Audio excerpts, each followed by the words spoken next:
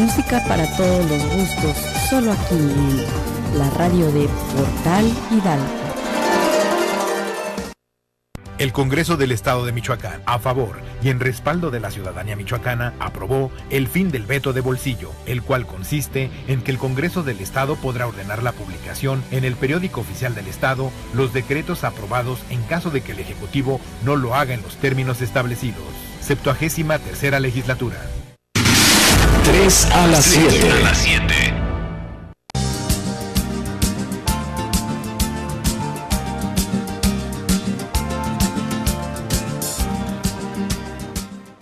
Hola, muy buenas tardes. Sí, sin duda alguna es uno de los males más recurrentes en este momento en el país y también en el mundo. La sociedad consumista, el no cuidar la calidad de los alimentos, el no tener un orden también en la alimentación. Muchos factores son los que inciden para que se genere el sobrepeso, la inactividad física, haber desaparecido las clases de educación física, precisamente en las escuelas, la vida sedentaria en que los jóvenes y las nuevas generaciones han incurrido también. Ahora todos ya dicen que son la generación de la Z, porque parecen zombies, nada más están pegados o al celular o a las tablets o a los equipos estos para vivir permanentemente viendo la internet, las redes sociales. Todos estos factores, si no somos alarmistas, inciden en que en una enfermedad que está ganando terreno y que ha generado ya preocupación mundial por no solamente la alta incidencia de mortandad, de morbilidad que genera, sino también por los altos costos que significan su atención. La diabetes que tiene una serie de complicaciones y que van directamente en primera instancia pues a los riñones. Y ahí en los riñones que tenemos una actividad, por supuesto su actividad, la de los riñones, que es de vital importancia, comienzan otra serie de complicaciones y tenemos finalmente que llegar con el nefrólogo al que, déjeme decirle la figura, llegamos como cuando el carro ya está desvielado y queremos que lo eche a andar así de buenas a primeras, cuando se tiene que hacer en la mayoría de los casos una reparación de mantenimiento importante, pero ya no puede quedar la maquinaria igual. Vamos a tratar este tema de una manera muy, pues, ¿qué le puedo decir? Con lenguaje muy accesible, sin tecnicismos, para que usted, que nos permite la oportunidad en esta ocasión, se entere, esté prevenido y sepa qué hacer precisamente para evitar llegar a complicaciones como las que hemos referido en esta introducción. Yo soy Jorge Hidalgo, esto es 3 a las 7. Hoy contamos con la presencia de un joven médico, una gente que le sabe muy bien a esto. Él es médico adscrito al servicio de nefrología, su especialidad en el Hospital Civil de Morelia, y responde al nombre, así como lo ven ustedes de joven, a Israel David Campos González, todo un especialista. Con él vamos a platicar en esta ocasión. Comenzamos.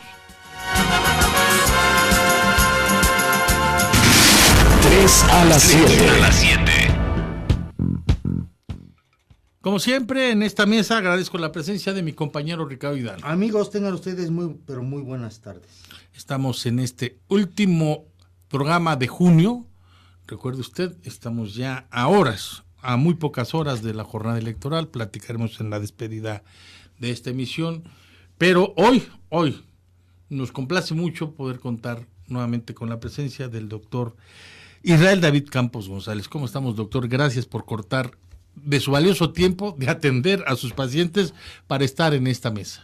Muy buenas tardes a su auditorio y gracias a ustedes por invitarme a platicar nuevamente de un tema que me parece muy interesante, muy importante, la enfermedad renal. En realidad creo que la idea de venir aquí es tratar de darle a conocer a su auditorio pues, qué es la enfermedad renal, qué son los riñones, qué tipos de enfermedad renal hay, qué opciones de tratamiento, porque en muchas ocasiones creo que simplemente se le dice al paciente, pues estás enfermo del riñón. Uh-huh.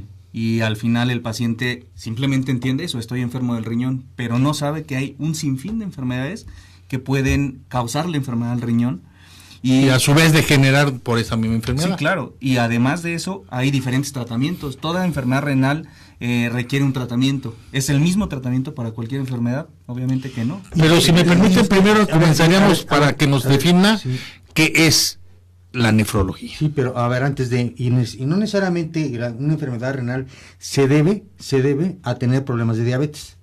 Sí, que le vamos a entrar al tema, ¿verdad? ¿Por qué se asocia con diabetes? Sí, porque siempre es la causa más frecuente. Si tienes diabetes, no, hombre, ya. O sea, no necesariamente tiene que, para enfermarse los riñones, tiene que tener problemas de azúcar en la sangre, ¿verdad? Exacto. Okay. Es la causa más frecuente y por eso siempre se asocia diabetes con enfermedad renal, pero no es la única causa. Y respondiendo a la pregunta que hacían, ¿qué es la nefrología? La nefrología es una parte de la medicina que estudia específicamente la función y las enfermedades del riñón. Es decir, tenemos diferentes órganos en el cuerpo. El internista se encarga de ver un panorama general de cada uno de sus órganos. Un médico internista puede evaluar de forma general y con gran capacidad enfermedades de los pulmones, enfermedades del tracto digestivo, enfermedades de la vía urinaria, enfermedades del riñón, pero el especialista únicamente en el riñón, en los tratamientos más complejos asociados a la enfermedad renal, es el nefrólogo. Entonces el nefrólogo es el que se dedica al estudio de la función y de las enfermedades del riñón. Una cosa también que creo que vale la pena recordar es que muchas ocasiones se confunde nefrología con urología. Sí, que es muy diferente. El urólogo, nefrólogo, ambos ven el riñón, ambos ven la vía urinaria, pues son lo mismo. En general hay un punto que divide a la urología de la nefrología, que es el tratamiento quirúrgico. El urólogo se encarga de la gran mayoría de las enfermedades que requieren de una cirugía. Ese es el urólogo. Es el que se encarga de quitar una piedra en el riñón. Próstata, cáncer en el riñón, tumores en el riñón. La vía urinaria específicamente, cuando requiere el manejo quirúrgico, una cirugía, la tiene que revisar el urólogo. La nefrología, el nefrólogo se encarga de aquellas enfermedades que no requieren un tratamiento quirúrgico o ayudar al urólogo en a evitarlo, manejo, ¿no? A evitarlo o en el manejo posterior a la cirugía. Y cabe decir que aparte usted es internista también. Sí, estoy en el área de medicina. Pero también para que puede sonar obvio, pero no lo es, porque esta es una emisión de orientación y mucha gente no domina el tema, y por eso la pregunta, doctor. Platíquele a la gente, platíquenos cuál es la función que tienen los riñones en el organismo. Muy bien, la función de los riñones en el organismo es complejísima y podríamos tratar, no sé, 5 programas, 3 semanas, ¿no?, hablando de la función del riñón, pero de forma muy resumida. El riñón se encarga de 5 cosas básicas. La primera es el control del agua, el líquido. El riñón se encarga de que todo lo que nosotros bebemos se absorba lo que se necesita y se elimine el líquido que no se necesita. Por eso cuando alguien se enferma el riñón, pues empieza a hincharse, retiene edema, retiene líquido. Esa es una de las funciones. La otra, que también es muy obvia, pues es la eliminación de toxinas. En todo lo que comemos hay diferentes sustancias, diferentes compuestos, moléculas. El riñón se encarga de decir, esto lo ocupo, esto no lo ocupo, y lo que no lo ocupo lo tengo que tirar, porque si no es una toxina, como cuáles, como urea, creatinina, ácido úrico, fósforo, etcétera. Muchas cosas que deben de estar en cierto nivel en sangre, y que cuando se rebasa ese nivel, el riñón detecta que hay más de eso y lo tira, y se encarga de tirar toxinas. El tercero son electrolitos. Todos hemos escuchado de marcas de líquido que tiene electrolitos. Pues los electrolitos son sustancias que se requieren para que el organismo funcione adecuadamente, pero si están en exceso tampoco son buenos. Entonces también el riñón se encarga de retener, si hacen falta, o tirar electrolitos, como cuáles: sodio, potasio, cloro, sustancias que el cuerpo necesita para muchas funciones, pero que en exceso también hacen daño. Entonces esa es otra de las funciones. Producción de eritropoyetina. Suena rara la palabra eritropoyetina. ¿Qué es la eritropoyetina? Bueno, es una sustancia que el cuerpo produce para tener cantidades adecuadas de hemoglobina, lo que le da color a la sangre. La sangre es roja por esa molécula que se llama hemoglobina. Y esa molécula se produce gracias a una hormona que se llama eritropoyetina, que se produce en el riñón y que estimula la médula ósea. Todo el mundo, yo creo que fácilmente identificamos el tuétano. Sí, fácil. En la médula ósea, que es eso, hay células que se encargan de producir hemoglobina, se encarga en producir células de la sangre, eritrocitos. Esta sustancia va a estimular a esa parte del hueso para que se produzca hemoglobina y no tenga el paciente anemia. Entonces, otra de las cosas que es bien frecuente es que se enferma alguien el riñón y lo vemos pálido. Se empieza a ver pálido. ¿Por qué se ve pálido? Porque dejó de producir eritropoyetina, entonces la sangre pierde color y el color pues, se va como colorante, ¿no? Como colorante. Exacto, se va diluyendo, por decirlo así, y se va poniendo pálido. Y una función más que se le puede dar al riñón es el control del metabolismo del hueso. Entonces el calcio se tiene que absorber desde el intestino gracias a hormonas que produce el riñón. Cuando el riñón no funciona bien, los huesos empiezan a descalcificar, entonces los huesos se rompen, se hacen osteoporóticos, se hacen porosos, se hacen más frágiles, y el paciente con enfermedad renal también tiene el riesgo de que más fácilmente se fracture alguno de sus huesos. Entonces, en términos generales, esas serían las funciones más importantes del riñón. Entra una adicional que todo el mundo conoce, la presión arterial. Está asociado. El riñón se encarga de controlar la presión arterial. ¿Cómo se encarga? Pues la presión arterial depende del líquido que nosotros tengamos. Entonces, si tenemos mucho líquido en el cuerpo, ese líquido entra a los vasos y sube la presión. Entonces, el riñón lo que hace es detectar que hay líquido de más, tira ese líquido y baja la presión. Entonces, controla. Hay otra hormona que se llama renina. Esa hormona se encarga de hacer que los vasos se aprieten, se cierren.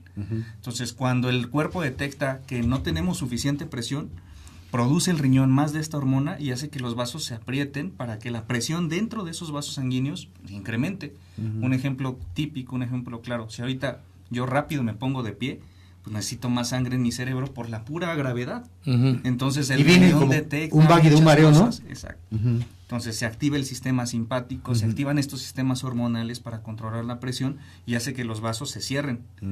O si no, al contrario, si la presión está muy incrementada, pues ayuda a que los vasos se dilaten, se abran. Entonces controla la presión arterial. Un equilibrio. Y es otra de las funciones del riñón. Por eso el paciente con enfermedad renal, la mayoría de las veces siempre tendrá problemas de hipertensión.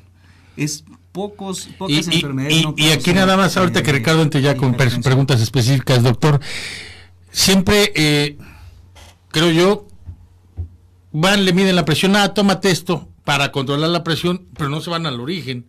Claro. Y entonces, pues le van a estar dando, según esto, medicamento para tratar de bajar, en el caso de la hipertensión, por supuesto, pero no le están pegando a lo que es. Y esa es una de las cosas que con mucha frecuencia ocurre en los pacientes hipertensos, ¿no, doctor? Sí, y es más frecuente en las personas jóvenes. Generalmente, por la pura edad, los vasos se van haciendo rígidos. Entonces, la presión empieza a subir. Si nosotros medimos la presión de una persona de 20 años y la comparamos con otra persona sana de 70 años, la presión en la persona de 70 años va a ser más alta porque los vasos con la edad se van haciendo rígidos. Entonces, es como si fuera una manguera que ahora, en vez de ser elástica, es rígida. Y hasta cierto punto es normal, ¿no? Sí, claro. ¿Verdad? Es que tiene la presión, hasta cierto punto es normal. Sí, es fisiológico que conforme incremente la edad, pues por la función del cuerpo, por los mismos procesos de envejecimiento, pues condicionan que la presión incremente un poco. Y ya nunca más se va a volver a tener el nivel de presión que se tenía cuando tenía uno 40 años, ¿no? Sí, hay muchas cosas que pueden explicar el que no sea la misma presión. Y además uno presume que la tenía bien, pero como nunca es, de verdad no es una costumbre o una cultura estarse revisando la presión, salvo que se siente uno enfermo, que lo vayan a revisar periódicamente por algunas cosas los médicos. A ninguna edad nos medimos la presión con regularidad. Y algo tan simple, porque yo creo que ya cualquiera, en términos prácticos y haciendo un esfuerzo, cualquiera podría tener un aparato para medir la presión. Digo, son caros, entiendo que a lo mejor no todos tenemos la posibilidad de comprar un aparato de inmediato, pero los manómetros normales no son tan caros, doctor, y cualquiera puede aprender a tomar 200 o 300 pesos fácilmente no se pueden necesita gastar ser estudiado. Cualquier cosa y con perdóneme, en una tarde de chela se gastan más. Exacto. Y ahora, ese manómetro no nada más me va a servir a mí. A si todos. tengo una familia, servir para checar a toda mi familia, tener un registro de la presión de manera periódica de mi familia, parte de una persona que en un momento determinado enfrentó problemas diversos de salud y se medicó, lo medicaron y se intoxicó a través de medicina, y viene en concreto una cirrosis médica, sí, o no sé si sea el término, un problema en el hígado, en los riñones, provocada por exceso de medicamento, exceso de antibiótico, exceso de, qué sé yo, sí, ya me expliqué. Esa persona está condenada a tener muchísimo cuidado a raíz de que sufrió este problema. Ahorita le entramos a las otras preguntas. A raíz de que sufrió este problema, incluso hasta estuvo internado en un hospital, IMSS, Seguro Social, etcétera, un hospital civil, ya está impedida el resto de su existencia a tener cuidado a la ingesta de un medicamento. Yo creo que es importante recalcar que la enfermedad renal tiene muchas causas. Esta que está tocando es una de las causas de lesión renal aguda, de un problema agudo. Cirrosis específicamente es una entidad que habla de daño en el hígado, fibrosis en el hígado, se forman cicatrices en el hígado. En el riñón, en los casos de lesión renal aguda asociada a fármacos, a tóxicos, sí, el paciente puede presentar un episodio en donde por alguna razón su riñón deja de funcionar y ese riñón puede recuperarse, pero las cicatrices que deja, la lesión que deja, le confiere mayor riesgo a futuro. Es decir, si yo ya tuve lesión renal, aunque se haya recuperado mi riñón, de todos modos, el riesgo de que en un futuro tenga nuevamente lesión renal o que haga enfermedad renal crónica es mayor que si nunca presenté enfermedad renal aguda o lesión renal aguda. Causas de lesión renal aguda hay un sinfín. Medicamentos, quizá más tarde las vamos a tocar, pero medicamentos es una de las más frecuentes. Es bien frecuente que vamos al médico de primer contacto y nos dicen amicacina. Creo que todo el mundo se ha aplicado amicacina. Amicacina es un antibiótico que se inyecta, que se prescribe muy frecuentemente.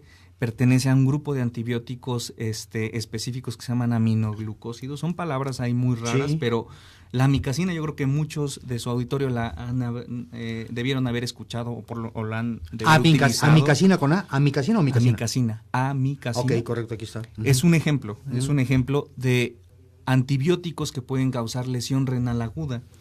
Entonces, hay fármacos, hay tóxicos que de forma aguda dañan al riñón y es muy simple entenderlo. El riñón es el órgano más vascularizado, es uno de los órganos más vascularizados. Mucho de la sangre que el corazón en cada latido expulsa llega al riñón. Claro. Y llega ahí porque, acabamos de decir al principio, una de las funciones es filtrar, una de las funciones es evitar que se acumulen tóxicos. Pues el riñón requiere de mucha cantidad de sangre para poder hacer esa función. Entonces, todo lo que nos apliquemos, todo lo que comamos, todo lo que ingerimos, va en la sangre. Y el riñón se encarga de filtrarlo, se encarga de eliminarlo. Es nuestro filtro el riñón. Es un filtro, exactamente. ¿Un filtro purificador? ¿Podría decirlo así? Sí, claro. Una de las terapias de reemplazo es hemodiálisis. La hemodiálisis ocupa un filtro y el filtro hace la función del riñón. Entonces es un filtro finalmente. En ese filtro, si hay toxinas, si hay fármacos que pueden lesionar el riñón, pues se quedan ahí en el riñón y de forma aguda provocan que su función se altere. Entonces puede haber momentos en los que se retenga mucho líquido, en los que suba la presión, en los que suban las toxinas en la sangre y esto sea específicamente por ese episodio de lesión renal aguda causado por fármacos, por tóxicos. Le vamos a pedir que nos disculpe unos minutos. Sí, tenemos en la línea telefónica un enlace porque usted sabe que mañana, bueno, a partir de creo que ya de este día, ¿no? Sí, claro. A partir de este día hay ley seca por la jornada electoral del próximo domingo. Mañana, ¿no? Queremos mejor que nos lo diga el que sabe de esto. Genaro González, él es el titular de reglamentos municipales y le agradecemos muy cumplidamente que nos permita esta oportunidad para que usted nos diga, señor director, qué es lo que corresponde y cuál es la norma que se debe respetar en todos los casos. Muchas gracias, buenas tardes. Bueno. ¿Y me escuchó? Sí, claro que sí, Jorge. Adelante, por favor, señor director. Gerardo, un gran saludo a ambos. ¿Cómo estamos, don Gerardo? Oiga, ¿qué pasó? Que ya no va a haber chupe por las elecciones, no me diga eso. Así es, mira, te comento, a raíz de, obviamente, la jornada electoral, el Código Electoral pide que se lleve a cabo la denominada ley seca. Esta denominada ley es atribución de los municipios y en esta ocasión el municipio de Morelia determinó que inicia a las 6 de la tarde del sábado. intención de iniciarlo en este horario poco habitual, pues es precisamente no impactar tanto a la industria restaurantera, ¿no? de la ciudad, sí. Y también obviamente pues a todos los comercios, tiendas de abarrotes, vinaterías, mini supers que trabajan en el municipio. Creemos que con esta medida nosotros estamos por un lado respetando la ley de ley seca, y por el otro lado pues no incentivando al comercio, no golpearlo tanto. Entonces, a ver si podemos aclarar con puntualidad, señor director. Mañana a partir de las 6 de la tarde, venta de bebidas en envase cerrado queda ya definitivamente suspendida. Sí, mira, las actividades del día de hoy viernes, tanto diurnas como nocturnas, son normales. Mañana hasta las 6 de la tarde se va a suspender la venta de bebidas alcohólicas. Esto aplica tanto todos los establecimientos que lo venden en envase cerrado, que pueden ser tiendas de abarrotes, mini supers, centros comerciales, etcétera, a también establecimientos que lo venden para consumo en envase abierto, y en eso estamos refiriéndonos a restaurantes, a bares, centros nocturnos. Y termina esta disposición hasta el domingo. Hasta las 23:59 del domingo. Uh-huh. Ahora bien, sanciones para quienes violen la norma. Sanciones para quienes violen la norma, pues son las establecidas en el reglamento de establecimientos mercantiles, comerciales y de servicios, y pueden ir desde 100 UMAS, que es la unidad de medida que tenemos, que aproximadamente 100 UMAS son como 8,300 pesos, sí, hasta las 400 UMAS, que estaríamos hablando más de 30,000 pesos. Uh-huh. Obviamente este tipo de sanciones también se aplican de acuerdo al tipo de giro que del que estemos hablando. Uh-huh. No es la misma sanción para una tienda de abarrotes que para un giro de alto impacto, como pudiera ser un bar o un centro nocturno. Sí, por el capital en giro, ¿no? Exactamente. Hoteles, restaurantes y todos aquellos establecimientos que tienen el permiso de bebida, nos preguntan si todos entran en la norma de las 6 de la tarde de mañana.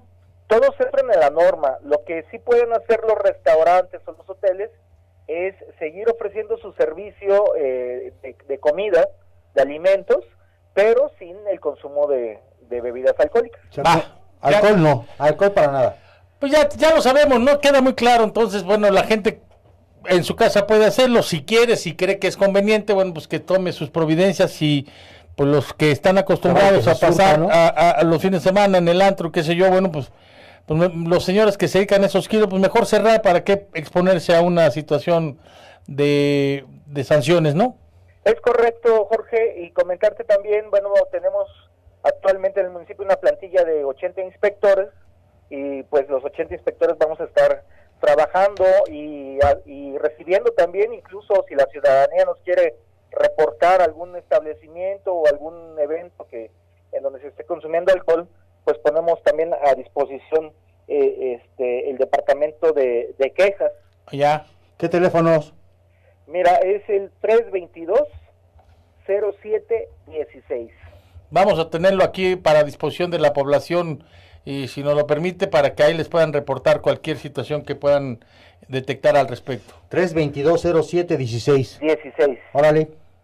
Pues muchas gracias, don Genaro. Gracias, Jorge, Ricardo, pues les mando un abrazo, salúdenme también por ahí al buen Popeye. Ah, qué bueno, sí, ya se regeneró, ya después le dará gusto verlo. Okay. No, desde que se salió de allá, de aquella casa donde ya sabe usted dónde, ya le va mejor. Qué bueno, y estamos en contacto para cualquier cosa. Gracias, Genaro González, director de reglamentos. Muchas gracias. Bueno, continuamos, perdón, doctor, por la interrupción. Era necesario que la gente sepa, claro, no viole, no caiga también en tentaciones, no se arriesgue, hombre. Es un fin de semana. Sí, además, como gente, quiera que sea, lo puede usted superar. Ya la gente es adulta y ya hay normas. Los chavos no, Ricardo, los chavos son muy arrojados. Yo me resisto a que me traten como menor de edad. Yo sé que hay una ley que prohíbe, y si me lo prohíbe, pues no lo hago y punto, ¿no? Pero bueno, oiga, entonces estábamos hablando, cuando hay ya una cicatriz a través de esto en los riñones, algo que padeció, ¿Qué tipo de medicamento? Hablábamos ahorita que usted comentaba de amikacina, por ejemplo, pero ya está destinado ese paciente o esa persona a ya no poder tomar cualquier tipo de medicamento, ya sea una gripe, una tos, qué sé yo, incluso hasta del estómago, que tenga una diarrea, que tenga una infección estomacal, qué sé yo. ¿Está impedido ya tomar medicamento? Sí. No que esté impedido, pero amikacina es un ejemplo. Amikacina es uno de muchos fármacos que pueden condicionar o causar ibuprofeno. Ibuprofeno, ese es otro de los ejemplos que pega típicos. Muy fuerte a la zona hepática. No tanto a la zona hepática, no tanto al hígado, sino en el caso del riñón, todos los antiinflamatorios no esteroideos, que muchas veces son fármacos de venta libre. Me refiero a que uno va a la farmacia y puede comprar fácilmente diclofenaco, ketorolaco, naproxeno, ibuprofeno, una serie de fármacos antiinflamatorios. En muchas ocasiones estos fármacos, el mal uso de ellos, la automedicación, o al abuso de los mismos. Sí, claro, puede llevar al abuso. La automedicación puede llevar al abuso de estos fármacos. Hay personas que dicen, me duele la rodilla y como diario me duele la rodilla, pues me tomo 2, 3 tabletas de estos medicamentos todos los días y esto lo hacen durante un tiempo prolongado. Y a la larga estos fármacos hay mucha evidencia de que condicionan daño en el riñón, de que causan enfermedad renal. Una vez que se causa la enfermedad renal, volviendo a la pregunta, si hay mayor riesgo, una vez que ya se hizo un episodio de lesión renal aguda, sí hay mayor riesgo. Una persona que ya tuvo deterioro de la función renal, aunque haya regresado a la función a su basal o a la condición previa a que se enfermara, de todos modos, el simple hecho de que ya presentó un cuadro de lesión renal lo pone en un grupo de mayor riesgo comparado con aquellas personas que nunca lo han desarrollado. Y nos puede hablar de diferentes cosas. Una de las cosas que nos puede estar diciendo esto es que esa persona tiene menos reserva, su riñón tiene menos reserva ante eventos agudos que condicionen un estrés adicional para el riñón. Alguien que toma fármacos y no le pasa nada, probablemente tenga una mayor reserva, una menor labilidad al uso de este tipo de medicamentos o al uso de algunos otros tóxicos, comparado con una persona que ya lo desarrolló. Entonces sí lo pone en más riesgo. Entonces, en concreto, tendríamos que regresar a la receta de la abuelita, porque yo estoy lastimado de mis riñones, o sea, pues no sé, una hierba, no sé, algo alternativo. Algo alternativo. Ese es uno de los puntos más complejos en nefrología. ¿Por qué? Porque la mayoría de las cosas que se venden de herbolaria o de productos naturales o naturistas, en muchas ocasiones ni siquiera tienen registro ante Secretaría de Salud. Entonces, ¿qué es lo que estamos tomando? La COFEPRIS, ¿no? Sí, no hay registro ante el organismo, ante la institución que se encarga del control de este tipo de sustancias. Entonces, lo que estamos tomando, pues solo el que nos lo vende sabe qué cosa es lo que estamos tomando. Y hay muchos reportes de casos de personas que han utilizado tratamientos naturistas, herbolaria, plantas, y que son dañinos o que pueden condicionar daño al riñón. En hígado también se ha visto, hay productos naturistas que han terminado lesionando el hígado de las personas. Lo mismo sucede con el riñón. No estoy diciendo que se satanicen esos productos nada. Lo que estoy diciendo es que hay que tener cuidado, exacto. Hay que tener precaución con el uso sobre todo los que son de uso prolongado, porque hay gente que por alguna razón permanentemente está tomando fármacos de cualquier tipo y pues saben perfectamente bien que a la larga el riñón y el hígado se los va a reclamar, ¿no? Y a ver, un paréntesis, por ejemplo, ahorita regresamos a esto de los medicamentos naturistas. En el mercado, por ejemplo, el riñón, es que dice mi abuelita que te hagas un té de cabellitos de elote. Sí. ¿Sí? Que te hagas un té de, no sé, de diente de león, o sea. De pingüicas. O sea, hazte un té de esto, o a los que enfrentan problemas de glucosa en la sangre, que moringa, la famosa moringa, noni. Cómetela, porque mira que eso te regula, te nivela, o sea, ¿cuál es la alternativa que uno tiene en ese sentido? Recientemente aquí en el Hospital Civil, por interés del servicio de nutriología específicamente, la doctora Lourdes Flores, y junto con el personal de nutriología, se plantearon esa pregunta: ¿qué es lo que realmente consumen nuestros pacientes de productos naturistas? Aquellos pacientes que están con enfermedad renal crónica o en la consulta de nefrología. Correcto. Entonces, junto con una escuela en Monterrey, hicieron una encuesta aquí en los pacientes del Hospital Civil y nos sorprendió que los pacientes consumen más de 20 productos naturistas, cosas que ni siquiera conocíamos. Entonces, al momento en el que respondían qué tipo de producto naturista consume, moringa, cabellos de elote, noni, nos pusieron una lista león y que no sé qué tantas cosas. de más de 20 productos. Ajá. Y muchos de ellos llevaban la caja, no estaban registrados, en realidad no sabíamos si realmente lo que le vendían era lo Moringa, que estaba ahí o sí. qué. Y la otra cosa, si están contaminados, pueden estar contaminados con metales pesados, con tóxicos, con fármacos. No se tiene un control estricto, entonces yo creo que hay que tener mucho cuidado con ese tipo de productos porque existe evidencia de que pueden condicionar daño en el riñón.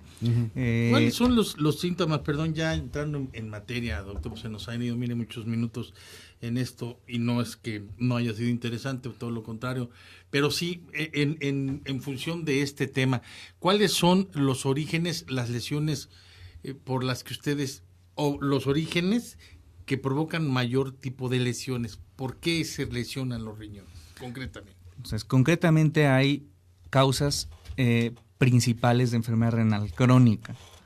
Hipertensión, diabetes, son las causas más frecuentes de estas diabetes. Y ya lo decíamos al principio, ¿por qué cuando hablan de enfermedad renal dicen diabetes, te vas a enfermar el riñón, es el riñón? Pues porque la principal causa de enfermedad renal crónica es la diabetes. Un paciente diabético tiene muchísimo riesgo de desarrollar enfermedad renal crónica. Pero ahí entonces entramos en dos escenarios. El primero es ese, enfermedad renal crónica. ¿Es lo mismo enfermedad renal crónica que cualquier otro tipo de enfermedad en el riñón? No, no es lo mismo.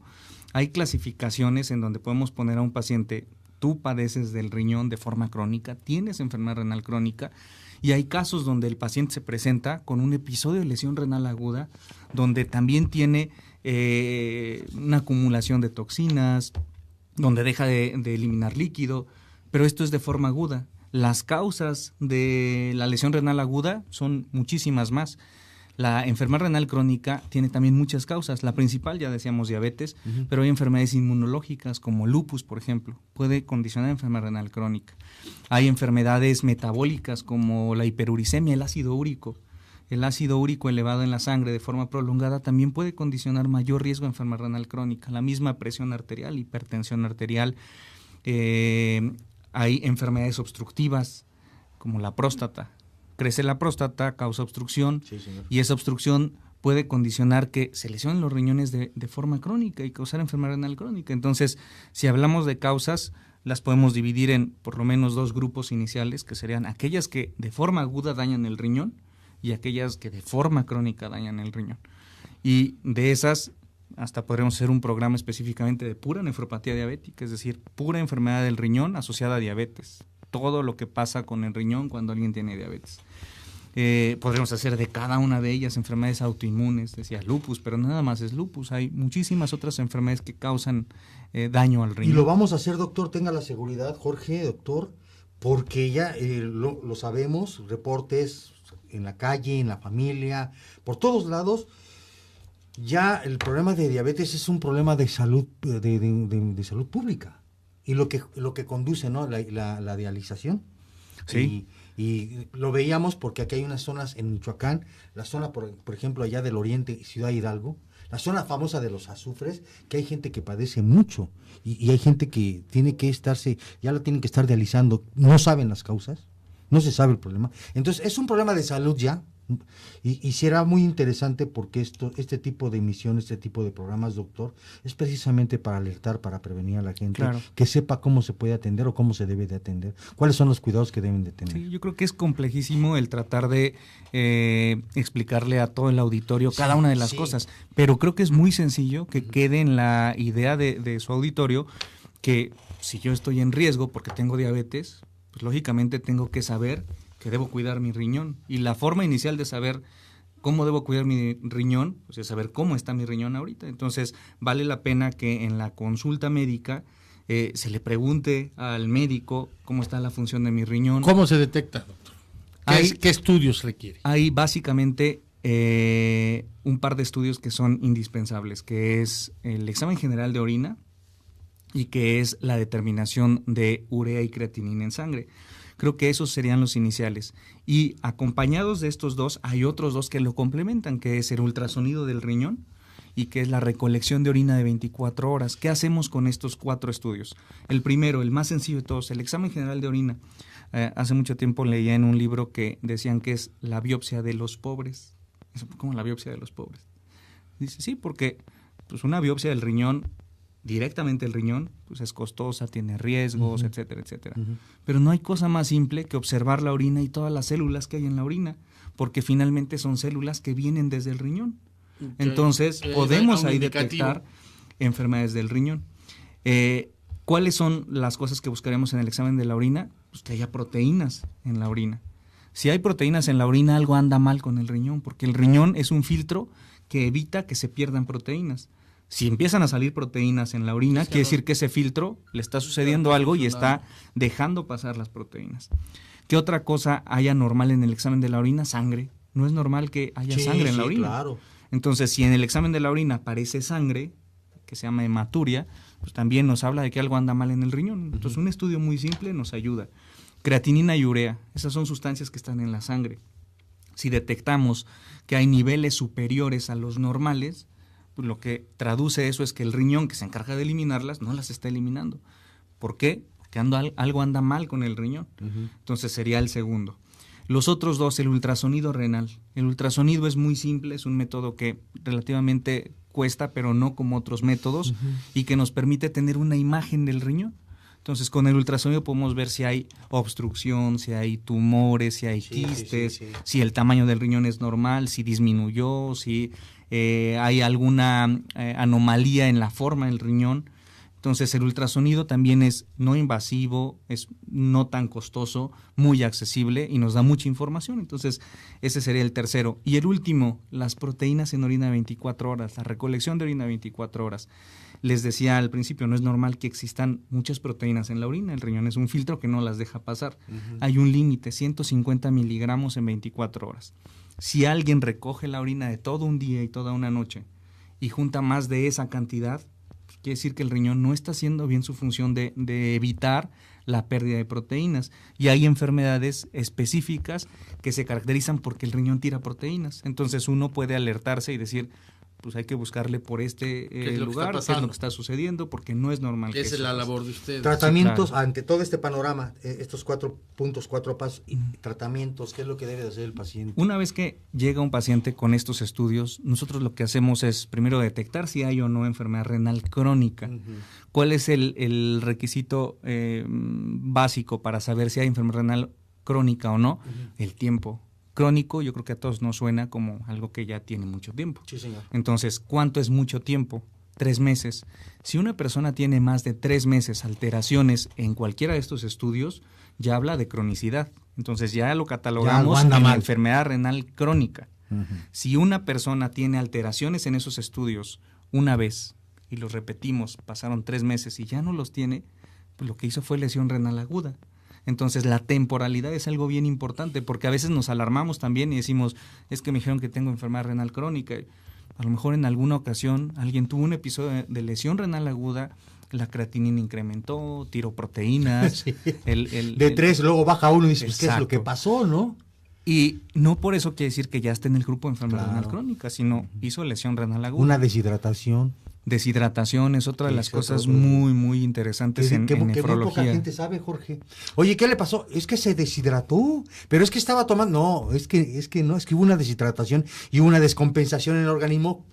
Esa es una de las preguntas que tenemos aquí, porque me dicen que hay un consumo que se prescribe o que se debe tener un consumo determinado de litros de agua al día para tener más o menos funcionando a los riñones. ¿Qué hay de cierto, doctor? Hay mucho de cierto.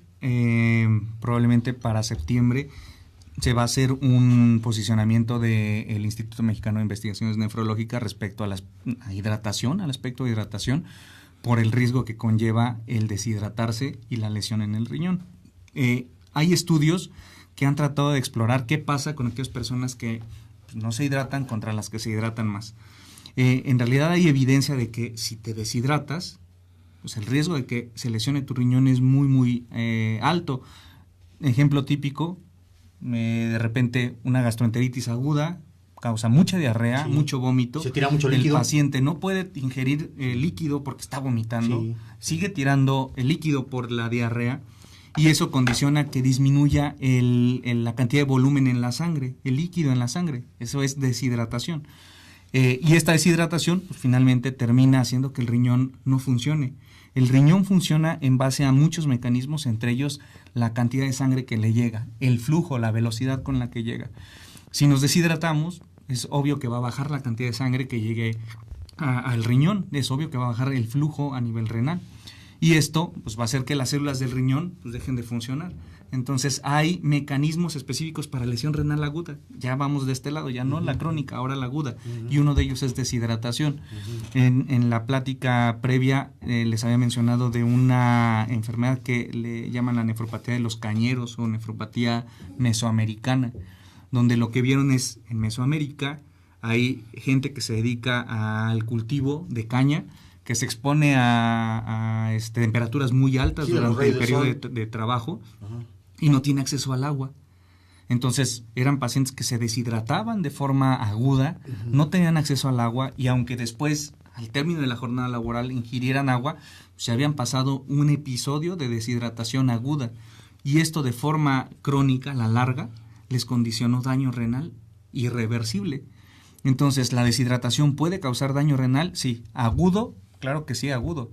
Pero también el deshidratarse de forma crónica puede causar daño renal de forma crónica. Entonces, ¿qué se recomienda para un ser humano normal en consumo de líquido? Yo digo agua, no gaseosa, no Gatorade, no esas bebidas que no. El agua que conocemos comúnmente. Claro, hay un estudio que lo que trata de responder es esa pregunta y dice primero uno, ¿cuánta agua debo de beber? ¿Cuánta hidratación debo tener? Que es diferente. Es muy diferente. Porque hidratación simplemente, si yo me como una gelatina, la gelatina tiene agua. Si yo me tomo un jugo, el jugo tiene agua. Claro. Si yo me bebo una sopa, el caldo de la sopa tiene agua. Entonces, ¿cuánto de hidratación debo tener? Y este estudio lo que trató de responder es que aquellas personas que el consumo de líquidos, no nada más agua, líquidos en todo el día, menor a 1.8 litros, les confería más riesgo que aquellos que tenían un consumo de más de 3.5 litros. Y uno podría decir 3 litros y medio, pues quiere decir que me tengo que comprar 3 botellas de agua. No, sino que a lo mejor me tomo una botella de agua, pero me tomé mi sopa. Lo complementé con en la mañana otro, me tomé un jugo, me tomé 2 cafés. En el transcurso del día. Claro. Exacto. Entonces, en el transcurso del día, la suma de todos los líquidos es la que cuenta, no tanto las botellitas de agua que me tome durante el día. Porque las bebidas, ¿no? Porque hoy también hay muchas bebidas, Milagro, sí, que hoy nos ensartan por todos lados y nos las dicen como que la panacea, ¿no? Sí, porque nos podemos tomar 2 litros de agua, un poquito más, pero aparte, lo que como usted me comí una gelatina, me tomé una taza de café, qué sé yo, pues ahí hay más agua en el organismo, tengo entendido, ¿no? El grupo de la doctora Magdalena Madero en el Instituto de Cardiología en México también hizo un estudio sobre hidratación con una bebida endulzada e hidratación con una bebida no endulzada. Entonces, el hidratarse con una bebida endulzada confiere más riesgo. Sí. Entonces, esto de tengo sed y voy por un refresco, creo que eso no es una muy buena opción. Creo que el agua natural, el agua pura, pues es una buena opción para hidratación. Es bien importante a lo mejor también mencionar que si hay cosas que nos pongan en riesgo para deshidratarnos, pues tenemos que tomar la precaución de tener a la mano acceso al líquido. Sí, porque el calor, las temperaturas de hace un par de semanas. Hace mes y medio. Hace mes y medio. Que estuvo haciendo un calorón espantoso. Y luego, peor tantito, amables amigos, si uno presenta febrícula o fiebre, pues uno está sudando, pues está perdiendo líquido. Sí. También eso influye, ¿no? Sí. En definitiva. Hay pérdidas de líquidos que en medicina uno les llama insensibles. Uno puede contar cuánto líquido pierdo por la orina, puedo cuantificar cuánta orina hice, 1 litro, 2 litros, medio litro. Sí. Pero hay pérdidas insensibles de líquido que no las podemos cuantificar de forma objetiva. El sudor, yo no sé cuánto puedo sudar en todo un día y depende de la actividad física. Y en 10, 15 minutos. Tengo no fiebre, exacto. El simple aliento, cuando una persona está respirando, al momento en el que uno inspira y expira, también se pierde líquido. Sí, porque se va aventando un vapor. Exacto. Entonces, hay pérdidas insensibles que muchas veces no se toman en cuenta y que eso puede hacer la diferencia entre estar bien hidratado o estar deshidratado. Y más cuando hay factores que las pueden condicionar, fiebre, diarrea, Mareos, vómito. doctor, mareos. Esa es una consecuencia de... El mareo no es la causa, sino es la consecuencia. Es decir, pierdo líquido, al perder líquido no hay suficiente sangre que llegue a mi cerebro. Es un mareo, doctor, que en serio, ¿eh? Y puede condicionar mareos, hay personas que pueden desmayarse, hay personas que pierden el conocimiento, y esto es porque disminuye la cantidad de sangre que llega. Se lo voy a decir con toda la seriedad que amerita, la plática, lo que usted nos está diciendo. Es muy diferente este tipo de mareo del que yo estoy hablando, que a un mareo por estar bajo el influjo de una bebida alcohólica, ¿eh? Es muy diferente. Y se siente, doctor, pero horrible, y uno siente que pierde el conocimiento, que se va a caer y se va a desmayar. Sí. Y a uno le da vuelta, pero todo, ¿eh? Y es por la falta, volvemos a lo mismo, regresamos al punto, por la falta de líquido y por la deshidratación. Aquí hay otro punto, doctor, nos están diciendo aquí, muchas gracias por que nos permita sacar estas preguntas. Hay gente que por no levantarse al baño en la noche prefiere dejar de beber líquidos. ¿Qué se hace en esos casos? Yo creo que es un punto en donde como nefrólogo uno usa diuréticos. Los diuréticos condicionan que una persona orine más. Y muchas veces el paciente dice eso, es que si me tomo el diurético a las 7 de la noche, 8 de la noche, me va a despertar porque tengo que ir al baño. Toda la noche. Sí, toda la noche, claro. se va a estar parando toda la noche. Entonces, lo mismo puede suceder con el consumo de bebidas. Si durante el día te hidrataste bien, pues tampoco es necesario que hasta medianoche estés ingiriendo líquido. Claro. ¿No? Entonces, simplemente es que durante el día te hidrates adecuadamente, y no es necesario que en las últimas horas de la tarde o de la noche... ¿Qué será lo conveniente? Sí puede... La última ingesta de líquidos 8 de la noche sería lo 6 de la tarde, ¿no? 6, 7 de la tarde. Sí, yo creo que la cantidad, no tanto si ingiero o no. Si ingiero una taza de té a las 8 de la noche, pues no me va a pasar nada. Pero si ingiero 5 cervezas a las 8 de la noche, pues voy a estar orinando hasta medianoche, ¿no? Yo creo que es la cantidad, y sí es muy cierto, entre más cerca esté de la hora de dormir, si ingiero mucho líquido, pues me va a despertar, ¿no? Otra de las preguntas, doctor, y usted ya nos está deslizando aquí prácticamente en la entrevista, el consumo de sustancias prohibidas, drogas. ¿Cómo incide en los problemas renales? Hay mecanismos muy, muy bien estudiados sobre el efecto de drogas sobre el riñón. Se me ocurre cocaína. Es uno de los tóxicos que pueden condicionar enfermedad en el riñón. Se deposita, al final el consumo de cualquier tóxico, cocaína digo en este caso, pero fármaco, ya habíamos dicho herbolaria, o sea, se absorbe en la sangre y finalmente pasa por ese filtro. Entonces puede condicionar lesiones específicas en el riñón. El riñón, así como hablábamos de la complejidad en sus funciones, si ahora habláramos de la complejidad de cómo esas funciones son desempeñadas por el riñón, pues el riñón tiene partes específicas donde filtra, donde reabsorbe sodio, donde tira agua, donde se encarga de evitar que salgan proteínas, y hay partes muy específicas de una estructura que se llama nefrona. Hagan de cuenta que es como si fuera una manguera, y en esa manguera el primer segmento se dedica a una cosa, el segundo a otra, el tercero a otra. Entonces cada uno de esos puede lesionarse por un tipo específico de tóxico. Puede haber un tóxico que lesione más la parte final de ese tubo, hay otros que lesionan más la parte inicial, por lo tanto las manifestaciones van a ser unas comparado con el otro, que son diferentes. Entonces, la cocaína es uno de ellos que tiene muy, muy bien descrito. Hay muchos otros tóxicos, incluso los componentes del tabaco, del simple cigarro. Los compuestos que hay en un cigarro, igual, pueden condicionar...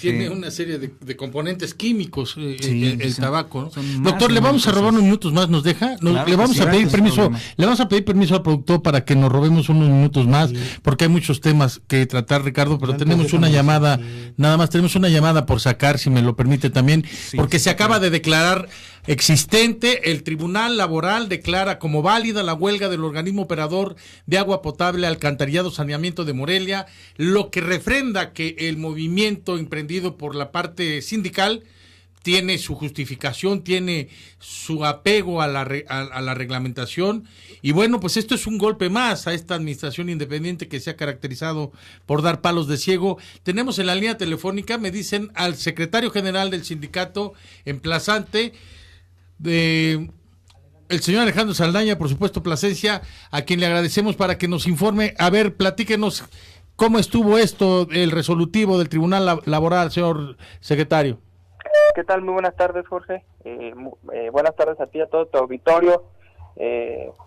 Sí, comentarte que efectivamente el día de ayer, por la tarde, la Junta de Conciliación y Arbitraje, quien es la autoridad laboral, declaró legalmente existente nuestro movimiento de huelga. La huelga que estalló el Sindicato de Trabajadores del organismo operador el pasado lunes 18 de junio en punto de las 13 horas. Lo anterior, comentarles que confirma que nuestro movimiento es legal, que cumple con los requisitos señalados en la Ley Federal del Trabajo y que esto nos da la pauta para poder permanecer en nuestro movimiento de huelga. Asimismo, la resolución emitida por la autoridad laboral nos muestra que los argumentos con los que la Dirección General intentó declarar la inexistencia, pues no fueron suficientes. Esto deja en evidencia que la actitud de intransigencia, de cerrazón, de imposición, de unilateralidad por parte del director, pues está empeorando todo este conflicto, está empeorando la situación para la ciudadanía, está empeorando las condiciones de operatividad del organismo operador. De igual manera, Jorge, comentarles que la legal existencia de la huelga, pues representa también que nos va a marcar la pauta para continuar con el movimiento huelguístico, pero sobre todo que podemos permanecer ahí hasta que no sean resueltas nuestras justas demandas, Jorge. Esto no quiere decir que nosotros queramos permanecer todo el tiempo en huelga. Por el contrario, nosotros queremos y hemos mostrado la disposición y la voluntad para levantarnos de este conflicto. Hace aproximadamente 2 días hicimos una presentación pública de una propuesta, la cual va dirigida a la Junta de Gobierno del organismo. Obviamente recurrimos a esa instancia porque con la Dirección General, pues lo único que encontramos es imposición, y estamos a la espera de que la Junta tenga la disposición y la voluntad que le hizo falta a la administración municipal y al propio director para resolver el conflicto. Nosotros confiamos en que lo están valorando y que tendremos pues noticias. A ver, Alejandro, dos cosas rápidamente en abono al tiempo que nos queda, y agradeciéndole que nos permita esta plática así tan rápida.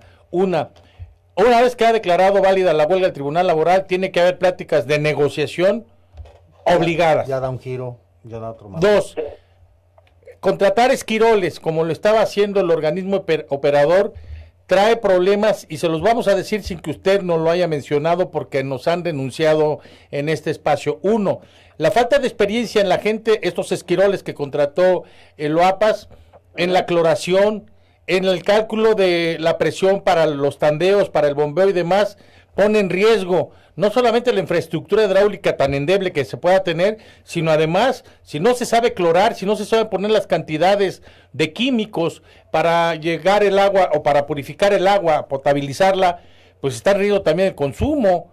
Y esto es algo que no se está viendo y que por capricho de la parte patronal, pues nos tiene aquí a todos con el Jesús en la boca, como dijera el clásico. Así es, efectivamente tú lo has dicho, es un capricho, es una intransigencia que le puede costar muy caro al organismo, pero sobre todo a los ciudadanos. No se vale que por sostener esa actitud intransigente, pues nos perjudique a los ciudadanos. Yo pienso que es momento de que la Junta de Gobierno haga algo, porque vemos que el director no lo va a hacer. Él continuará con esa cerrazón sin importarle las consecuencias para la ciudadanía y sin importarle las consecuencias para la operación del organismo. Yo no me imagino, Alejandro, te saluda Ricardo, yo no me imagino un hospital que no tenga agua, por una situación de tipo laboral y donde la autoridad se ha mostrado sumamente intransigente y ha dejado pasar este asunto en vez de sentarse y llamar al diálogo y tratar de llegar a acuerdos. Yo no me imagino una situación como esta, porque entonces ya estaríamos hablando de cosas muchísimo, pero muchísimo muy graves, ¿eh? Así es, Ricardo, y eso queda totalmente de parte de la patronal. Él tendrá que asumir esa responsabilidad. Nosotros, desde el momento en que estallamos nuestro movimiento de huelga, sí, totalmente legal, tanto la infraestructura como la operación queda en manos de la patronal, de la dirección general, y tendrá que asumir las consecuencias de conducir con... ¿Se cortó? Parece ser que hay problemas con la señal. Si no la podemos recuperar, pues ya nos quedamos entonces. ¿Se cortó? Pues ya nos quedamos entonces con el dato. Sí se reconoce. Sí. La huelga es legal. Y ahora lo que viene, Ricardo, es importantísimo, y aquí el doctor nos podrá dar la orientación. Si le ponen más cloro al agua de la que es recomendable, hay un problema severo para el consumo humano. Y antes de que le entremos, regresemos al tema con el doctor. Yo entiendo por huelga es huelga. ¿Sí? Huelga es huelga.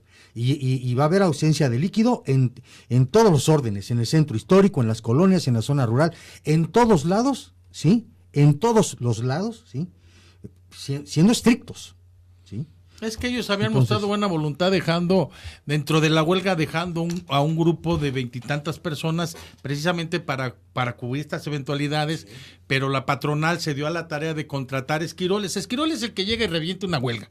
Y Esquirol el que se llega a hacer el trabajo que le corresponde al parista. Al sindicalizado. Al sindicalizado, eso es un Esquirol, como lo quieren disfrazar. Eso es una figura además de detestable e ilegal, pero bueno, cuando lo hizo la parte patronal, pues como la gente evidentemente pues anda buscando chamba, no tienen otra alternativa, pues le dijeron, mira, tú te vas a estar aquí y le abres esta llave de repente y dejas pasar tanta agua y luego la cierras.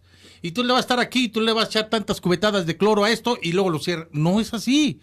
O sea, perdónenme, a lo mejor es una figura muy burda, pero es lo que están haciendo, porque no tienen la experiencia, porque no tienen el conocimiento. Entonces hay que calcular presiones, porque la tubería reviste de ciertas condiciones de infraestructura que la pueden reventar si llega más agua que de la que tiene que pasar, más presión, si se echa más líquido de los que se utilizan para potabilizar, entre ellos el cloro, pues evidentemente que el consumo humano lo va a registrar. El líquido antes de que cuando abrimos la llave, el grifo, ya viene tratado el líquido. Bueno, en fin, perdón, doctor, porque estaba muy interesante con usted como siempre, pero son temas que tenemos que abordar. Pero a ver, se quedó, si le echan cloro de más, si le echan una botella de cloro de más al agua, ¿qué puede pasar, doctor? O sea, ¿qué no le cambia la visión a la autoridad? O sea, no entiendo por qué pasan estas cosas, pero bueno, no se ve en la población, que finalmente es el último eslabón de la cadena donde se resultan más afectaciones. ¿Qué puede pasar en una situación como esta?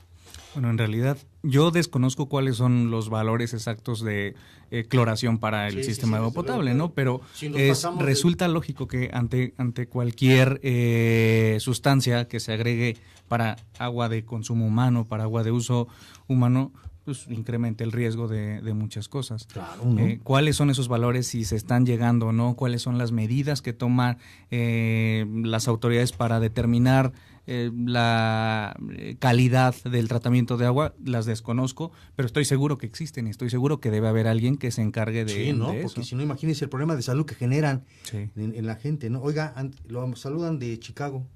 Muchas gracias. Que muy buen programa. No, vamos a repetir con usted, ¿no? Vamos a hacer una mesa médica aquí con temas de verdad que sean de interés de salud pública, pero retomando el asunto, estábamos hablando del consumo de drogas. Usted mencionaba la cocaína, pero creo de las más popularizadas o arraigadas, no sé si el término es el adecuado. Está la marihuana, está ahora las drogas sintéticas como el crack, ¿no?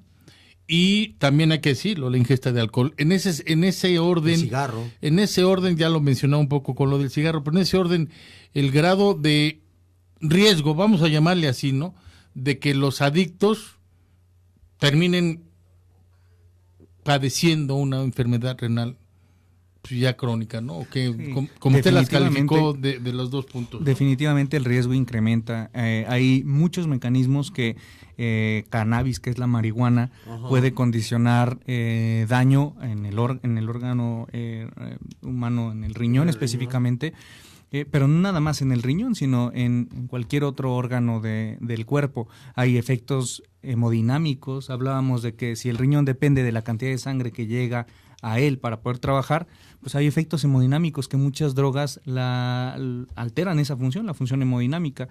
De repente puede hacer que disminuya la presión, que aumente la presión, y eso condiciona daño en el riñón, no directamente porque vaya y lesione el órgano, sino por los efectos hemodinámicos sobre los vasos sanguíneos que van a condicionar que haya cambios en el flujo y en la cantidad de sangre que llega al riñón.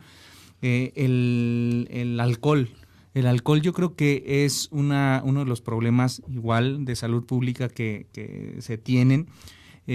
Resulta curioso saber que hay evidencia científica donde el consumo de ciertas cantidades de alcohol pudiera ser benéfico precisamente para los efectos hemodinámicos.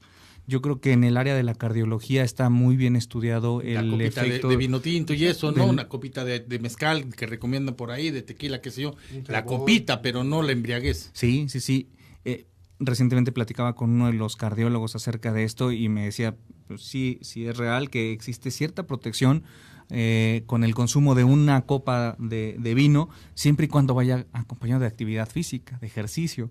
Es decir, no habla del consumo del alcohol, sino habla de un estilo de vida sano, saludable. No es me tomo una copa de vino tinto diario porque eso me va a proteger, sino dentro de mi estilo de vida saludable, que es cuidar la dieta, que es hacer actividad física, pudiera entrar el consumir una copa de vino y no necesariamente eso va a perjudicar al cuerpo, sino pudiera incluso exponenciar el beneficio de tener hábitos saludables de actividad física y de nutrición. Pero hablando del riñón, pues sí es real que hay muchas enfermedades que pudieran presentarse con el consumo de alcohol, cirrosis. Entonces, la enfermedad hepática por el consumo de alcohol, el alcohol causa daño principalmente en el hígado. Cuando existe cirrosis, existen igual cambios en diferentes estructuras que hay en el abdomen. Empieza a acumularse líquido dentro de la cavidad abdominal, eso comprime los vasos que van al riñón, comprime al mismo riñón. Hay cambios hemodinámicos que incrementan el riesgo de daño renal. Entonces, las drogas, tanto de forma directa como de forma indirecta, afectando a otros órganos, terminan dañando también al riñón. Por eso, definitivamente, el consumo de sustancias tóxicas está asociado con mayor riesgo de enfermedad renal. Doctor, y las personas que estamos sentados horas y horas en frente a la computadora, o las personas que están sentadas horas y horas, ¿sí? ¿Qué pasa ahí con el riñón? Disminuye la actividad física. Al disminuir la actividad física, el sedentarismo pues condiciona que el consumo de calorías, si yo no tengo un gasto calórico igual al consumo, es decir, si yo estoy consumiendo 3,000 calorías y gasto 1,000, pues voy a acumular 2,000. Y esas 2,000 es un día, más otro día, más otro día. Y se van acumulando. Van a condicionar obesidad, sobrepeso, hipertensión, diabetes, hígado graso, muchas otras enfermedades.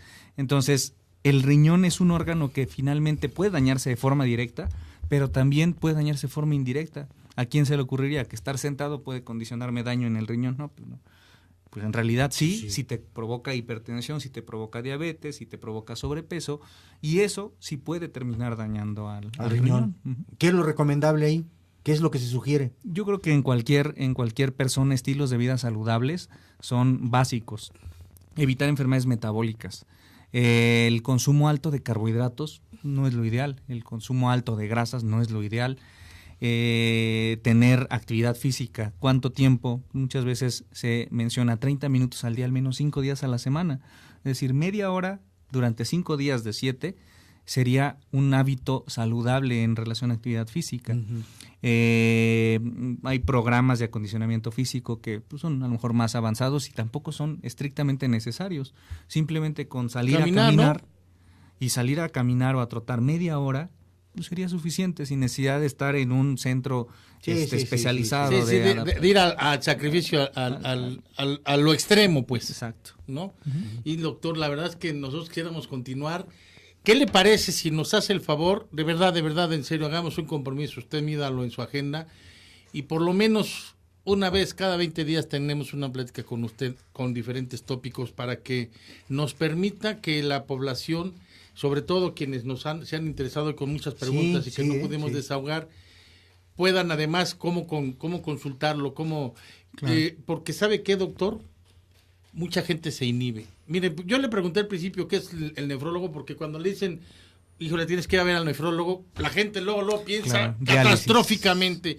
Ya se viene, ¿no? Ya me está cargando el payaso. Y ¿sabe qué? Se inhiben, no van. Sí, y es curioso porque habla uno de diálisis, es lo que está asociado con el nefrólogo, eso, doctor, porque y las personas en cuanto dicen diálisis, no, mejor no, mejor no. Y no, yo creo que son muchas cosas de forma preventiva que se pueden plantear, que el público debe conocer, que para evitar debe quitarse esos atavismos, ¿no? O debemos quitarnos esos atavismos. Y además hay gente, Jorge, doctor, que no le gusta ir a ver al doctor, sí.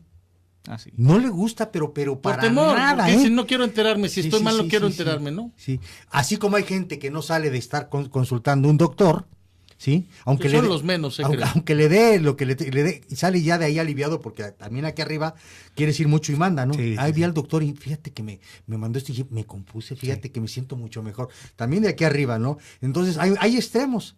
Pero a lo que voy, entonces va a ser muy interesante que usted ponga el tema. A ver, señores, hoy tenemos este tema. Nos haga una propuesta de temas, nosotros lo anunciamos de manera previa y vamos invitando incluso a gente de la comunidad médica que usted considere. Claro. Y ¿sabe qué? Hasta le vamos a dejar la conducción de repente, ¿no? Si usted se queda aquí al frente del micrófono, ¿qué le parece? Nosotros nos salimos. Yo creo que es bien importante que se tenga la difusión de temas de salud. Como esto, señor. Y difusión no tanto desde el aspecto técnico, no tanto desde hablar con palabras extremadamente complejas, sino tratar de que el público entienda los conceptos más básicos de la prevención de enfermedades muy comunes. No me refiero a hablar de cosas extremadamente raras y tratamientos extremadamente complejos, sino cosas tan simples como esto. Pues, cómprense un baumanómetro y chéquense su presión. No está al alcance de todos. Se puede hacer. Yo creo que bien calibrado los tradicionales de la bombilla con... Dicen que son los que menos mienten, ¿no? Los porque de acá, ¿no? Pero hay que aprenderle, ¿no? El de pulsera con las pilitas y eso de repente como que no sé, por experiencia propia yo le voy más al otro. ¿Qué es lo que muchas veces hago con los pacientes que veo? Porque eso me dicen, es que acá me sale una medición y de repente me lo toman en el consultorio y es otra. Pues cuando van a la consulta, cheque la presión con el que usted tiene en casa, la checo yo y se calibra. Es decir, si aquí me marca 140, 100 y en la que yo estoy midiendo es 120, 80, pues ya tengo una idea de que cuando me marque 140, 100 significa 120, 80 en la que yo estoy checando, estoy midiendo. Entonces es muy simple tener una idea, una noción. Ahora tampoco son números estrictamente, busco tener 139 porque si estoy en 140, entonces qué bárbaro. Al final no, si no es tendencia. Si yo estoy la mayoría del tiempo con presiones limítrofes o llegando a hipertensión, pues estoy más en riesgo a que si estoy la mayoría del tiempo en presiones más derrame cerebral, embolias, hay muchos infartos, por eso hay que cuidar la presión arterial. Y hay muchos temas también, doctor, usted estará de acuerdo, el manejo de las emociones, es muy importante aprender a manejar. Si yo quiero estar estresado, doctor, a ver, ahorita pongo el ejemplo, a ver, si quieres nimio, yo quiero que gane México a Brasil, pero de a fuerza, entonces me pongo a pensar, y me estoy estresando, y yo me estoy estresando, no, es que no lo voy a ver, no, pero quiero, entonces piense.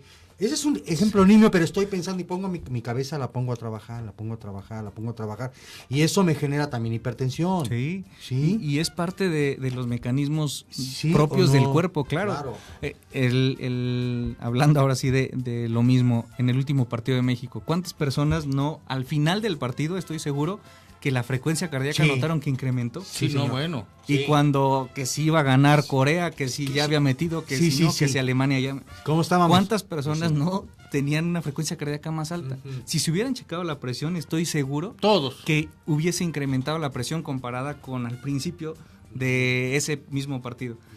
Entonces algo tan simple, algo irrelevante, puede generar ese tipo de cambios en la función del organismo. Ahora enfermedades como diabetes, enfermedades como sobrepeso, ácido úrico, enfermedades autoinmunes, etcétera, pues obviamente que van a generar cambios en los mecanismos propios del cuerpo, los mecanismos de adaptación. Y recapitulando, doctor, porque sí es importante, sin que estemos nosotros minimizando de ninguna forma la actividad del cardiólogo y los especialistas del corazón. No. Ojo, cuando se registran presiones o problemas de hipertensión hay que buscar el origen, porque nada más atender con el medicamento, mantener la presión más o menos regulada, no es ni con mucho lo adecuado, porque se deja de tomar el medicamento y hay una alteración inmediatamente. Y no hay una solución, sino que es como un paliativo, ¿no? Sí. Vamos a buscarle el origen, ¿no? Y el origen siempre puede estar en el riñón. Yo sigo pensando en esa hipótesis. Todo parte de algo, ¿no? Sí.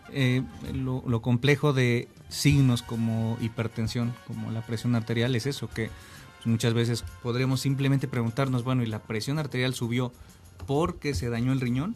O más bien, el tener la presión alta dañó al riñón. Pero están de la mano. Sí, están unidos. Ahí que eso es lo que tendríamos que ir a ver, ¿no? Yo creo que también nos hace falta que cuando tengamos un registro de hipertensión vayamos también, por lo mismo, por supuesto, con el cardiólogo, pero también ir con el nefrólogo para que nos ayude. ¿Qué le parece si estamos a julio 27, es viernes? Viernes 27 de julio. Viernes 27, pero tentativamente. Claro. Vea, cheque su agenda. Sí, salvo que encuentre algo, pero creo Aquí que estaría bien. 27, aquí es julio en 20 días, como lo sugiere Jorge. Viernes 27, ¿le parece? Okay. Usted nos ayuda con los temas, ¿no, doctor? Usted es el que le sabe. Sí. Hoy vamos a tratar esto, vamos a lo mejor tratarlo. convendría también que su auditorio enviara pues, a lo mejor los temas que les resultan importantes. En base a las inquietudes que tengan y le entramos, ¿no? Y yo por último, ya antes de irnos, sabemos que la hipertensión es la enfermedad silenciosa, así se le conoce. Sí. Pero hay veces que no es nada silenciosa porque sí nos sentimos, tenemos cierto malestar en el organismo, ¿verdad? Yo quisiera que lo comentara, la sintomatología del que cuando traemos arriba la presión, más de lo normal, o abajo, más de lo normal, porque lo hemos platicado usted y yo muchas veces, el cuerpo es muy sabio, el cuerpo anuncia, aguas porque ahí te voy, ya te manifesté, no me hiciste caso, a la otra va, entonces no, ahorita se me pasa, dame esto, ya me lo tomé, no, ya estoy bien, no, ya estoy, ay, no. Fíjate que es tan sabio que se puede adaptar. Si ahorita ninguno de nosotros somos hipertensos y de repente nos sube la presión, evidentemente que vamos a tener síntomas. ¿Cuáles son los más comunes? Dolor de cabeza, cefalea, mareo. ¿Sudar? No precisamente la sudoración o diaforesis es uno de los más comunes. Los más comunes son cefalea, mareo. En medicina hay algo que se llama acúfenos, que es como escuchar zumbidos en el oído. Si trae uno la presión arriba. Si trae la presión alta, le pregunta uno al paciente, de repente ve como lucecitas que se llaman fosfenos. Entonces, esos son los más comunes en episodios donde el cuerpo no está adaptado a tener la presión alta y incrementa. Pero, ¿qué pasa si una persona permanentemente tiene la presión alta? Decías, el cuerpo es tan sabio, se adapta a eso. Entonces, mucha de la sintomatología se pierde y por eso le dicen el enemigo silencioso, la enfermedad silenciosa. El asesino silencioso. Porque llega y se colapsa y no hizo. Entonces, hay asintomatología también como síntomas. Hay pacientes asintomáticos, ¿no? Sí, la gran mayoría son asintomáticos. Porque de forma crónica tienen la presión alta y su organismo se adaptó. ¿Cuándo van a presentar manifestaciones ese grupo? Cuando ya se colapsa. Cuando sea muy complejo, como que un infarto, es una hemorragia cerebral, un infarto en el cerebro. Esos son las manifestaciones tardías de la hipertensión crónica descontrolada. ¿Y cuando tenemos la presión baja? Cuando se tiene la presión baja, lo más frecuente es mareo. Lo más frecuente es la disminución del volumen hacia el cerebro, nos condiciona que la persona se sienta mareada, que de repente hay gente que dice es que empiezo a ver como nublado. Entonces, en muchas ocasiones eso pues pudiera significar que la presión está baja. La debilidad es bien infrecuente el que la presión baje. Mucha gente dice es que a mí no me sube, me baja la presión. En realidad hay pocas enfermedades y la mayoría de ellas asociadas al sistema nervioso en las que la presión baja.